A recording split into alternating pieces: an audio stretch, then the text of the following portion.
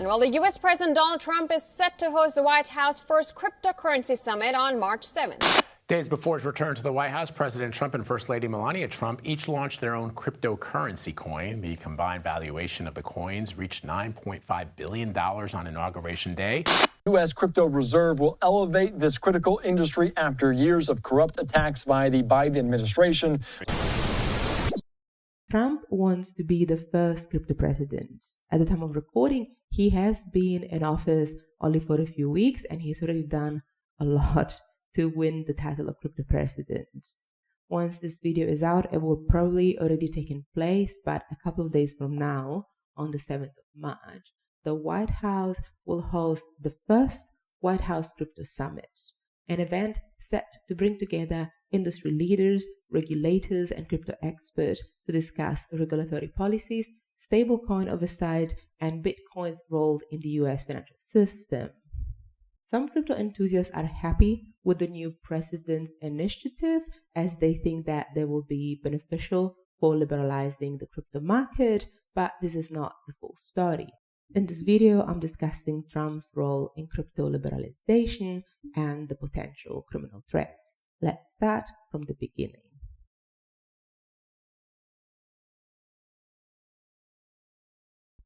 Trump was the first US presidential candidate accepting crypto for his presidential campaign. His campaign website reads, "Demonstrating President Trump's success as a champion of American freedom and innovation, we proudly offer you the chance to contribute to the campaign with cryptocurrency." The Political Action Committee supporting Donald Trump's presidential bid raised about $7.5 million in crypto, with donations received in Ether, XRP, and USDC, a US dollar-pegged stablecoin. I don't need to tell you that Trump's strategy was successful. He is president, you noted that, and while he was waiting for his his inauguration, Trump was busy sending messages to the crypto community that the new president was on their side. Let's get some context. In 2024, the Trump family launched World Liberty Financial, which is a decentralized financial protocol.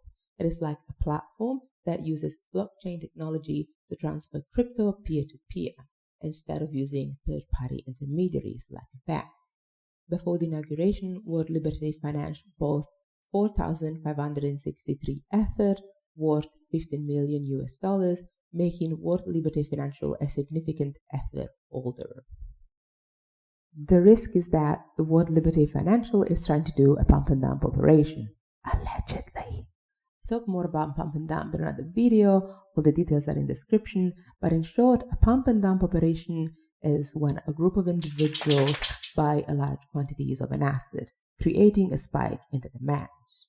This increase drives the price up. Once the price is inflated, the group sell off everything at the inflated price, making a profit. The price crashes when the demand goes down, and investors who bought the crypto at the pump phase suffer significant losses. This is a market manipulation, and it can be prosecuted by the Securities and Exchange Commission, also called SEC.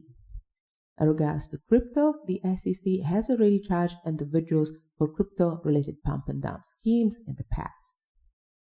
But this might change because Trump is putting his cronies at the head of SEC. Paul Acting was announced as the new man in charge of the SEC.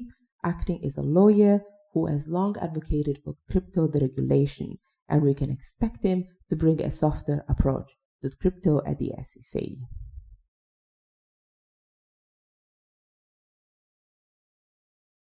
On 17th of January, the Friday before the inauguration, Trump launched his own meme coin called Trump. Like the name suggests, meme coins are crypto based on a meme. They have very low intrinsic value and are extremely volatile investments. The Trump token features an image of Trump and peaked at $73 over the course of 2 days to then lose 50% of its value shortly after. First Lady Melania Trump also launched her own coin called Melania. The Melania token peaked at $13 before settling in around $2. Meme coins cannot be used as electronic currency and are generally regarded as having no enduring value. The Trump token's website contains a disclaimer noting that the token are not intended to be or to be the subject of an investment opportunity, investment contract, or security of any type. Federico Brocade, crypto entrepreneur, says that it's another vote of confidence in the ecosystem by this new administration.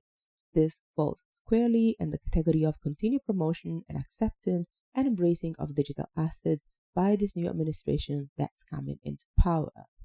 But not everyone agrees. Nick Carter, a Trump supporter and cryptocurrency investors, criticized Trump's choices to release his meme coin. He said to the New York Post, "Now, on the cusp of getting some liberalization of crypto regulation in these countries, the main thing people are thinking about crypto is, oh, it's just a casino for this meme coin. It does the opposite of validating us. It makes it look completely unserious." The Trump coin also looked like another pump and dump operation, allegedly.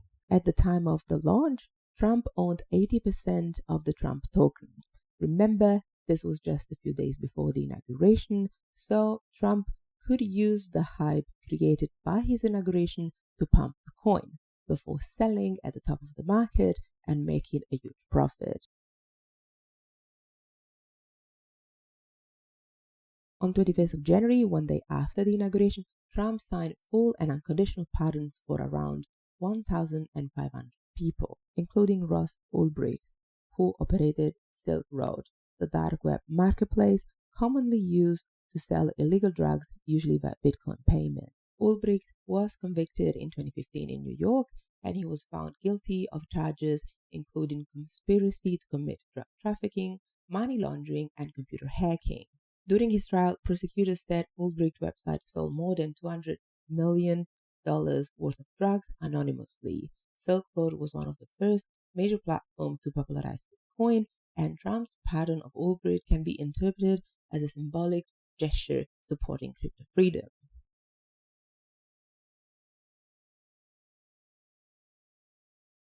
Usually, American presidents are very busy in the first days of office as they sign a lot of executive orders.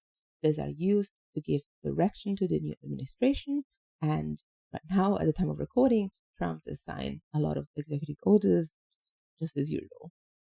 One of these executive orders is called Strengthening American Leadership in Digital Financial Technology. The executive order called for individuals and businesses to be free to use public blockchain networks for legal activities like software development, mining, and transactions without censorship.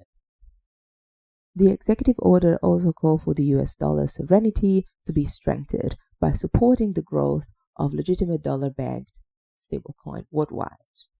Fair access to banking services to be available to all law-abiding citizens and businesses. This particular order alludes to the industry claims in the crypto space that the US regulators have directed lenders to cut crypto companies off from banking services, but regulators deny this allegation. The order also banned the creation of central bank digital currency in the US, which could compete with existing cryptos. Following the executive order, Trump ordered the creation of a crypto working group tasked with proposing new regulations and exploring the creation of a national crypto stockpile. The stockpile is a strategic reserve of crypto used to enhance financial and monetary stability in the US. More traditionally, governments have gold stockpiles or US dollar stockpiles, but more recently, countries have started to use crypto stockpiles as well. Trump said in a post in Truth Social that the potential crypto used for the stockpile will be Bitcoin, Ether, XRP, Solana, and Cardano. Being invested in these 5 tokens, are really excited about the announcement because if the US government buys a lot of, let's say, for example, a lot of Bitcoin, there will be less Bitcoin in circulation and the price will go up.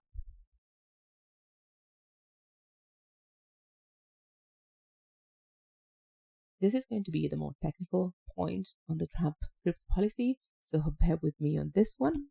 Just a few days after the presidential inauguration, the SEC withdrew an accounting rule known as SAB 121, which required banks and other financial institutions to treat crypto as a liability on their balance sheet.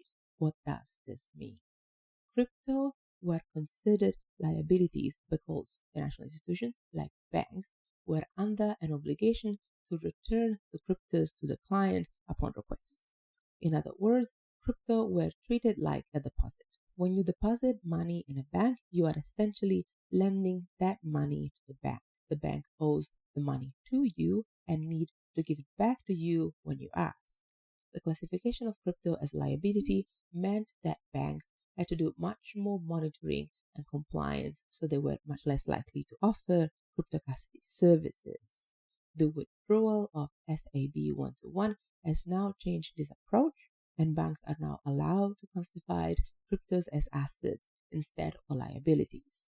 This should encourage more financial institutions to adopt and support cryptos. Crypto industry advocates say that the move will pave the way for wider crypto adopting among people who still want to use crypto but at the same time prefer to interact with traditional financial institutions.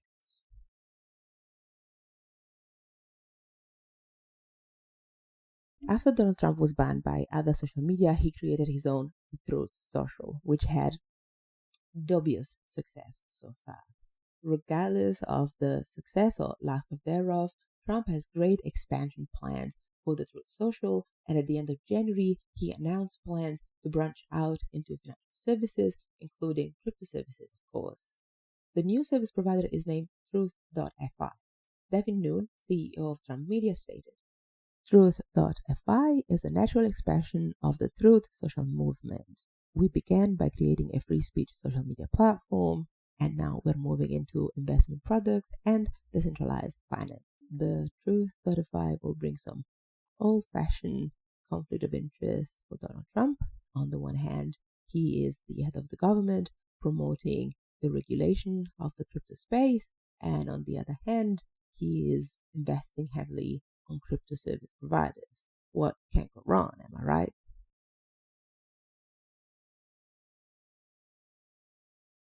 There are many issues. Trump's purchase of Ether and the Trump token look a lot like pump and dump schemes, allegedly. But with the current administration's position on crypto will probably mean that Trump will never be investigated by the SEC. This is a conflict of interest, and it is being covered times and times again by the media. From the outside, it looks a lot like Trump is trying to make some good money out of his presidency at the expenses of small investors and especially his own supporters, the first ones who riled to buy the Trump coin as soon as it came out. But there is also another aspect of conflict of interest which I do not see much covered in the mainstream media. Trump is working towards creating a sort of everything app with the Truth Social, similar to WeChat in China. With the social media platform of the Truth Social, people could, communicate and use the Truth Social for whatever people use social media for, the normal stuff.